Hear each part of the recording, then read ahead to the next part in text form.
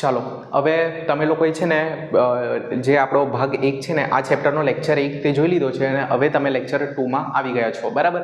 તો આનામાં મેં બધી બેઝિક વાત તમને કરી દીધેલી. ચેપ્ટરનું ઇન્ટ્રોડક્શન જો તમારું બાકી હોય ને તો પહેલાં એ તમે જોઈને આવો. અને હવે આ લેક્ચરમાં આપણે શું જોવાના છે લેક્ચર 2માં? તો આનામાં જેમ મેં તમને વાત કરી ને, ચેપ્ટરને આપણે કેટલા ભાગમાં આપણે ભણવાના છે? 3 ભાગમાં આને ભણીશું. પહેલું થિયરી, બીજું વિસ્તૃત દાખલા અને ત્રીજું ટૂંકા દાખલા. આ બધું બી લખતા રહેજો હે સાથે સાથે. અને હા, અને આનામાં જે આપણે 3 ભાગ ભણવાના છે તો એનામાંથી પહેલો ભાગ આજે આપણે સ્ટાર્ટ કરીશું. પહેલો ભાગ કયો છે આનો? થિયરી. તો ચાલો સ્ટાર્ટ કરીએ થિયરી.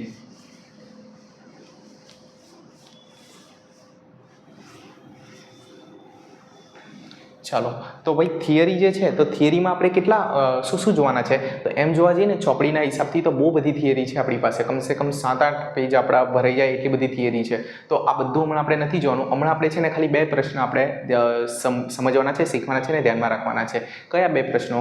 તો મેં હમણાં તમને કરાવું. અને બાકીનું જે છે તે કેવી રીતે કવર થશે? તો પછી તો જો આના પછી જે આપણે વિસ્તૃત દાખલા જોઈશું, એના પછી આપણે ટૂંકા દાખલા જોઈશું. તો એ જ્યારે મેં તમને કોન્સેપ્ટ બધા શીખવાને તો એના સાથે સાથે તમારી થિયરી બી એમ મગજમાં ક્લિયર થઈ જશે. અને છેલ્લે આપણે MCQ તો કરવાના જ છે ને છેલ્લા ગયા વર્ષના, બરાબર?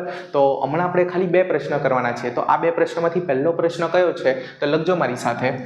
પહેલો પ્રશ્ન છે ભાગીદારી એટલે શું? બરાબર. હવે તમારી જે ચોપડી છે ને એનામાં આની વ્યાખ્યા આપી જ છે, પણ આપણે હમણાં ખાલી બેઝિક વાત કરીએ. હવે છે ને ચોપડીને છોડીને આપણે નોર્મલ શબ્દો, આપણે જે રોજબરોજની વાત છે ને, રોજબરોજની લેંગ્વેજમાં આપણે જો વાત કરીએ તો ભાઈ ભાગીદારી એટલે શું? પાર્ટનરશિપ. પાર્ટનરશિપનો મતલબ શું થાય? તો તમે કદાચ તો સાંભળ્યું જ હશે, મોસ્ટલી બધાએ સાંભળ્યું હશે કે ભાઈ ભાગીદારીનો મતલબ શું? તો આપણે છે ને જો ધંધો કરતા હોય ને તો 2-4 પાર્ટનર મળીને, 2-4 ભાગીદારો, 2-4 દોસ્તાર મળીને કોઈ દુકાન ચલાવતા હોય ને તો એ કહેવાય ભાગીદારીમાં ચાલતી દુકાન, બરાબર છે? તો એની જો ચોપડીની, આ આપણી નોર્મલ વાત થઈ ગઈ, બરાબર? અને જો ચોપડીની રીતે જો આપણે વાત કરીએ તો ચોપડીની રીતે એની વ્યાખ્યા શું થશે? ભાગીદારી એવી વ્યક્તિ વચ્ચેનો સંબંધ છે જેમાં બધા દ્વારા અથવા બધા વતી કોઈ એક વ્યક્તિ દ્વારા ચલાવાતા ધંધાનો નફો વહેંચી લેવા માટે સંમત થયા હોય. આવું કંઈક વ્યાખ્યા છે. જો સોરી, મને બી આખી વ્યાખ્યા એકદમ એક્ઝેક્ટ યાદ નથી, લગભગ તો આવી જ છે. તો મેં બી બહુ વર્ષો પહેલાં ગોખેલી, હમણાં યાદ નથી મને પાકી, પણ આવું કંઈક છે, બરાબર? તો સો વાતની એક વાત કે ભાઈ ભાગીદારીનો મતલબ શું? તો ભાગીદારી છે ને એ એક એવા જે લોકો છે એ લોકો વચ્ચેનો છે રિશ્તો છે. એટલે એવા લોકો, જે લોકો છે ને ભેગા થઈને એક ધંધો ચલાવતા છે, તો એવા લોકો વચ્ચેનો જે રિશ્તો છે ને, આ રિશ્તાને શું નામ?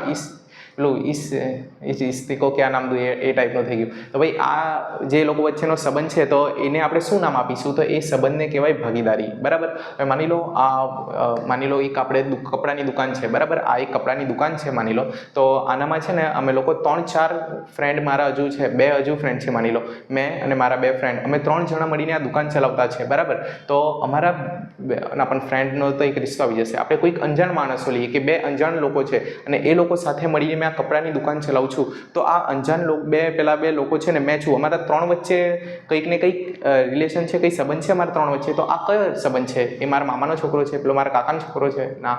તો અમે ભાઈ છે, બેન છે, કોણ છે અમે લોકો?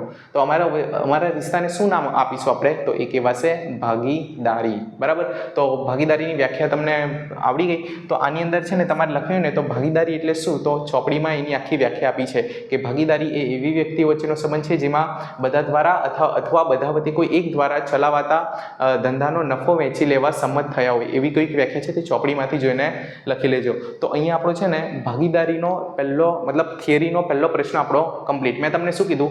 હાલમાં વિશ્વાસ રાખજો, જેટલું કરો એટલું કરજો, બહુ છે, મોર ધેન ઇનફ છે.